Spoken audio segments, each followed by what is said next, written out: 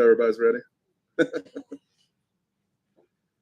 All right, so welcome back to, I've seen a lot of you around the last few days. This is day 3 of a 3-day charrette that we've been working on with the city here and Trine University on a pursuit of developing a downtown plan for your city.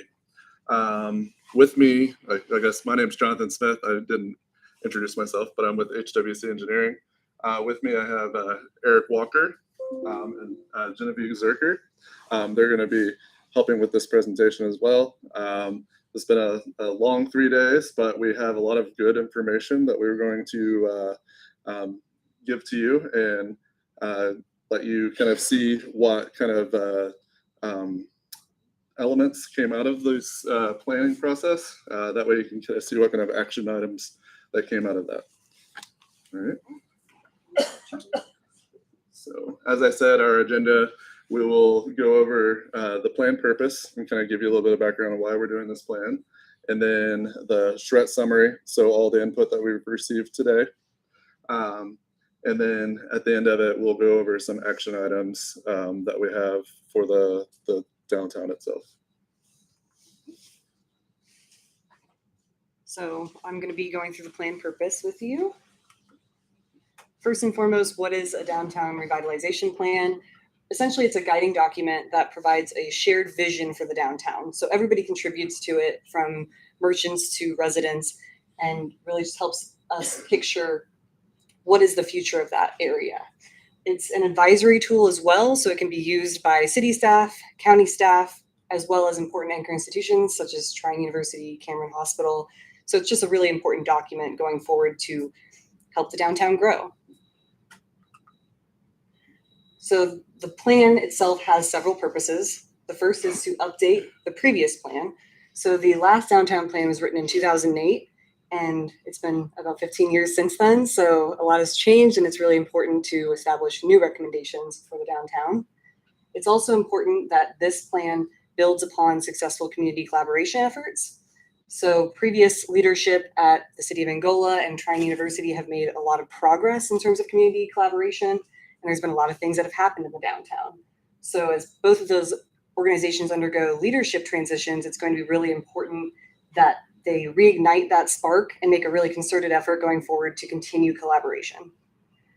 Another point of the plan is to seek funding for downtown projects. So there's an opportunity here where the Lilly Endowment's College and Community Collaboration Initiative is providing a grant of up to $25 million to fund projects downtown. So this plan will be included in that application to hopefully win some money. All right, I'm also going to lead you guys through the charrette summary. So again, this is what we've learned through the planning process. Excuse me. I've got a question. Yes. 25 million, is that multiple possibilities? I mean, is it 25 million total for the whole state and every? No, so it's I think for the whole state it's much larger than that. I think it's for Angola specifically, they could earn up to 25 million. Yeah. All right, so an overview of our process, it was a 3-day process. On the first day, we held 5 stakeholder meetings, and we had discussions with several groups, including a real estate group, government, community, quality of place, and merchants to get their feedback. We also had a public workshop, and that workshop was done in open house type style. So really we wanted to collect input from community members. We had them go around the room and vote on different things, put Post-it notes with their vision, really to collect feedback.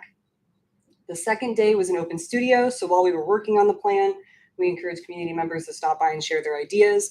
They could contribute to some of those activities from the previous night's workshop or just talk to us directly. On day 3, which is today, we're giving our public presentations. So the goal of tonight's presentation really is to share those recommendations at the end of this 3-day process.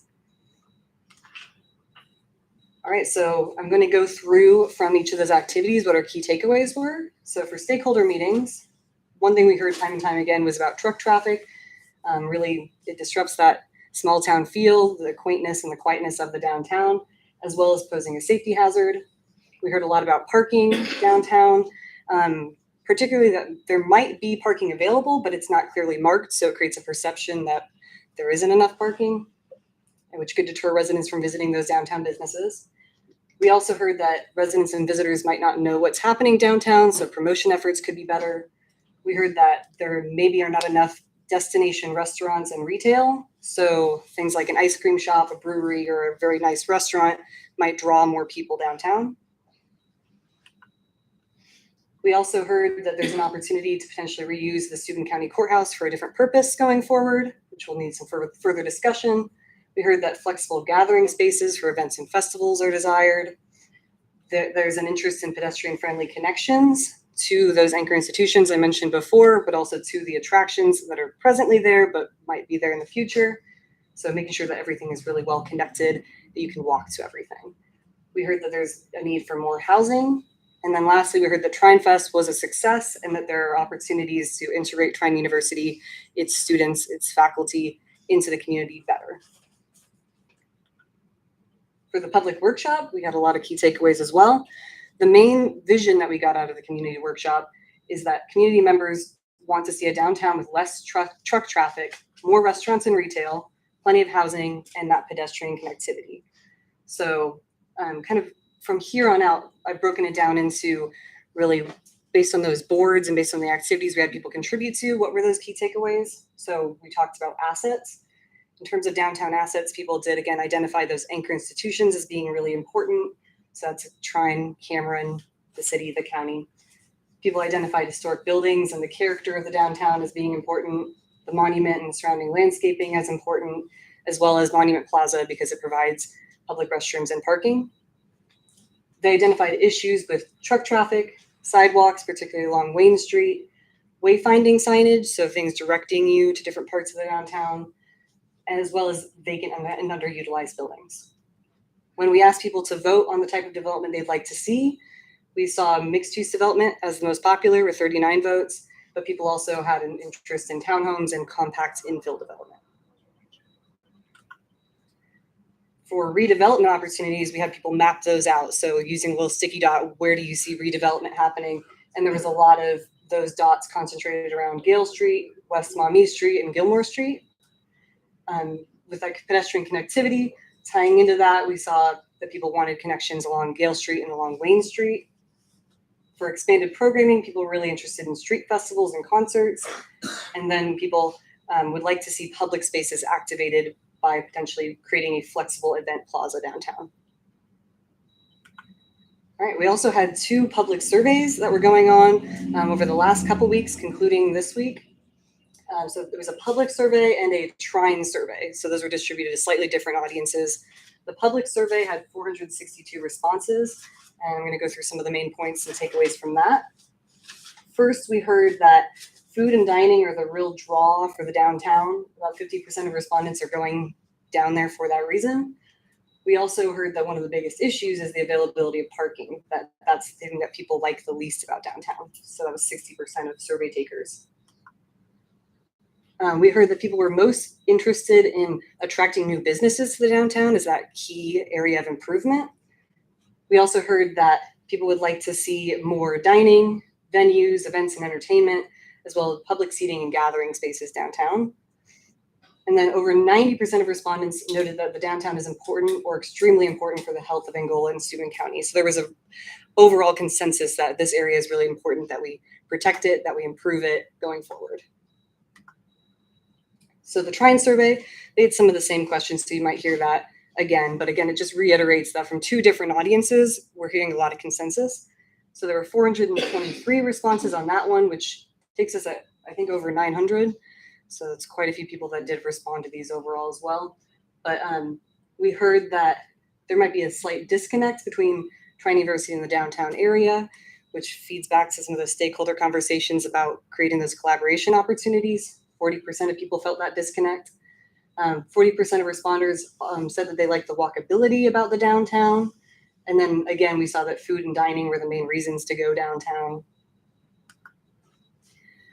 When we asked what would keep people in the community, so we're talking about students at Trine, 30% of the respondents said that more job opportunities would enhance their willingness to stay.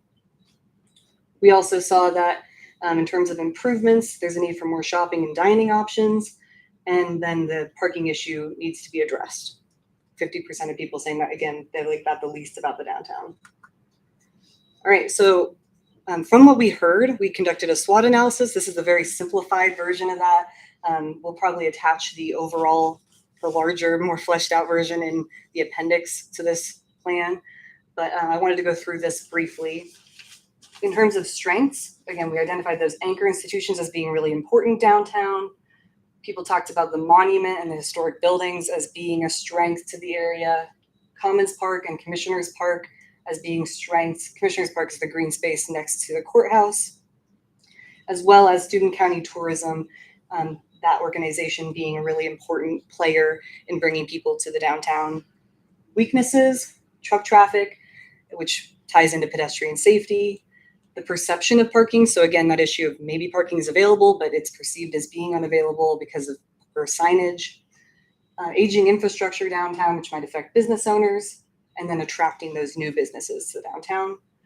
For opportunities, there's an opportunity to increase trail connectivity, to create downtown housing, to reuse the courthouse, to create a flexible event space, and then tying into that event space to enhance and expand events and programming downtown. In terms of threats, there's potentially an issue with the downtown being undefined. When we had conversations with people, they didn't quite know where the downtown began and where it ended. So not having that established, as well as maybe not having a set downtown character, could be a threat. The leadership transition could be a threat of the City of Angola and at Trine University. The seasonality of customers could be a threat. Driving culture, people preferring to drive and needing to park cars rather than that desire to walk around. And then the need to attract professionals and everything that entails could be a threat. All right, so I did mention that the downtown is undefined. So again, when we had those conversations with people about what the downtown meant to them, where that was, it was a little bit loose, but we did get an overall consensus that the downtown area, which is the focus of this study, is set by the boundaries generally that the Angola Main Street uses. So it's the same boundaries there, and that's indicated here. And going forward, the recommendations that we provide will be focused on this area. All right, I'm going to turn it over to Jonathan. All right, thank you, Genevieve. So that's a lot of information that we had to filter, right? So what we wanted to do is kind of highlight and determine what that we want to take forward and make as action plan items.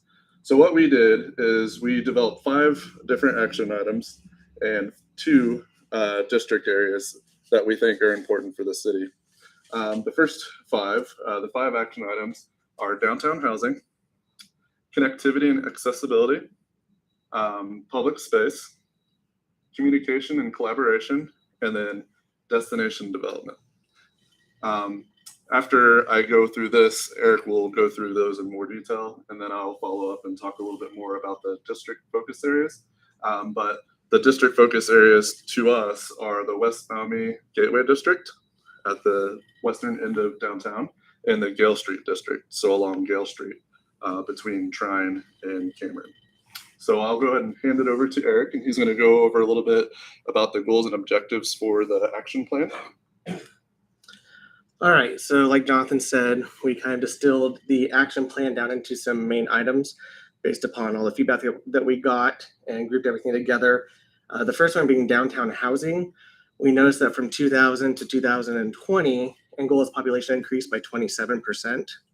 So that's a large increase. And then the population between the ages of 24 to 30 is nearly 30%. So that's also a very large amount of young professionals or young people that are starting families that are in the area. We also saw that 17.4% of people are age 65 years and older. And what that leads us to believe is that as you have people that are getting older that might want to downsize their homes or move into assisted living, are those spaces available for people? So looking at this downtown housing, we're trying to figure out, do the items exist here for the different demographics that we're looking at? We also thought was interesting that per the SCEDC County Housing Study in 2020, nearly 36% of people preferred to rent, which was not something that we were expecting to see. So most people think that the preference is for owning a single family home. In this case, you have a larger percentage, which could be attributed to the younger demographic, people that are just either getting out of college or just relocating and need a place to rent. So for downtown housing, we want to expand housing opportunities to encourage population growth in the downtown. So we do that by encourage infill housing on vacant and underutilized lots, update zoning ordinances. Basically, that updating needs to be done in order to allow duplexes, quadplexes, townhomes, mixed use development, all those other things that are lacking currently. And we also want to update the infrastructure. Right now, there's a lot of places where things such as gas, water, sewer, and storm are not updated or do not exist for that development to occur. You can see up here, the graphic at the top is for missing middle housing, which is kind of what we're looking at right now. On the far left-hand side of the screen, you have single-family homes, and on the far right, we have existing downtown. And what we see a lot that's missing is kind of that middle ground of housing. So those townhomes, duplexes, rentable spaces that people are desiring. These are just some examples of when we talk about townhomes, quadplexes, duplexes, apartments, and mixed use, kind of to put a picture to that, what you would typically think of when you see these spaces. The mixed use, we talked about like at different scales. There's different scales of that. There's like the smaller infill versus a larger mixed use space. The townhomes you can see on the far left, really designed to look as almost like that transition space between your single family homes and then the character of downtown. So by designing them in a way that kind of provides that transition in the space is kind of what that middle housing is really trying to achieve. Going from a single family home up to the larger development and larger buildings of downtown. The next action plan item is connectivity and accessibility. So as part of the plan, we want to ensure that residents and visitors can access downtown attractions with ease. So it's easy for them and it's safe. The first thing that we saw and what we heard that needs to be done is an updating, an extension of sidewalks, particularly along Wayne Street. And we heard about that going out north to the commercial development here from downtown. Immediately north of downtown, the sidewalks exist, but once you get particularly past the tracks, it kind of falls off. Also, reducing truck traffic is what we heard time and time again. Just the idea of reducing the noise and making it safer within the downtown space. Creating gateways along Mommy Street to welcome visitors into Angola, something as people are coming into town, past Trine and into the city to know that you are entering Angola. Identifying clearly marked public parking lots. That kind of goes along with the parking aspect that we heard. Some people express concerns with parking, but maybe not knowing where you can park based upon hours of operation or whether or not you're going to get a ticket because you're in a private spot. Let's see, direct visitors to parking and attractions. That's kind of similar to the idea of the signage for parking so people know where they're going. Adding information kiosks for that same reason. Parking for events was something that we heard, at certain times of day, there might be plenty of parking, but when there's a big event downtown, puts a little bit more pressure on the space for everybody to come in and park from driving distances. And then as new development or new places are built, we want to ensure that we have parking that can be associated with all those new areas. So as people are moving in and going to live here, we want to make sure that there's opportunity for them to park so that we don't further put pressure on the parking. And then promoting downtown attractions and events on the City of Angola's website. So just letting people know what's going on, what they have at their fingertips. So this is just an example of gateways and wayfinding. This was for a community, Oak Park in Illinois. They're a very similar community in terms of historic charm to Angola, but the idea that you can create this wayfinding package that can be across the entire city and be cohesive, that people can look at it and say, okay, I know that that's something that I can use to get me where I want to go. So this is an example. We were kind of looking at some key points in the downtown. This is the alley going from Gale Street up into the southwest quadrant of downtown. This idea that we can take those pedestrian spaces and activate them so that while we're directing them where to park and they are able to park, that experience of getting from the parking to the shops and the restaurants is not one that's lackluster. And this also brings a connection from that kind of thoroughfare of Gale Street. So we're connecting and bringing people into downtown. This is another example of how to activate those back of house spaces for that improved pedestrian experience. So taking a space that you might not think of as being beneficial for the businesses to use as part of their space, taking some of those parking, whether it be temporary or permanent, and changing them into areas that can be for outdoor dining, special events that maybe are not permanent, or just kind of overflow space for those businesses. So something like this also brings a need for identifying further where those parking spaces are as advances like this get made to allow for more programmable and gathering spaces. And you can see the mural doing something simple as suggesting a mural on some of these back of house buildings can really elevate the space and not make it seem like you are in an alley or a space that you shouldn't be in. And it also is going to guide you to Main Street. So kind of a wayfinding, almost pulling you in. So the next action plan component is public space. So this is recognizing and enhancing public spaces downtown as important community assets. What we want to do is we want to activate the public square. We heard from a lot of people that'd be great for the business owners to be able to plan for events and parking lot closures being temporarily and expand opportunities for outdoor dining. So maybe there are temporary events that take place and you close down a few spots in the evenings. Activate Commissioners Park by the courthouse. We want to enhance that as a flexible, programmable space. Right now, I know the food truck Fridays have just started there and have been very successful. So for events like that, giving a station and location for that stuff to occur. Establish corridors where temporary street closures can occur for events with limited disruption to local traffic and minimal use of community resources. So this idea that we can identify certain streets that we can temporarily close for events, such as the car event that you have, but do it in a way that does not require a lot of resources on the city to make those closures happen and to expend extra energy. So some areas that we identified are Gale Street, south of Commissioners Park, Gilmore Street, south of Monument Plaza, and then in any of the areas where those closures might affect adjacent properties, there is a thought to relook at what the access is like into those adjacent properties. That way there's no congestion issues.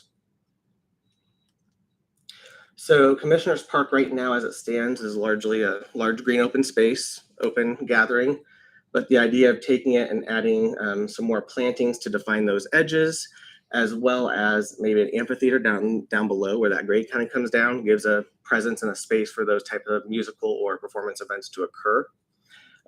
Also the idea of activating space with a mural on the backside of the building here. And then that access to Gale Street, again, the idea of maybe bringing a trail component that leads you up into the space just as another connection point into the downtown. So something that could really activate, and the space could be used for many different events rather than being event specific. This is a case study of another project out of Crawfordsville, Indiana, where they did just that. They have a plaza space with the open lawn and stage for performances. And then the street right here actually has swing gates that exist year round. They're permanent fixtures that all you have to do when you go out is swing those shut and the road is closed, rather than having to bring in cones and kind of set those times for clearing of the street. And that's where they have their farmers market.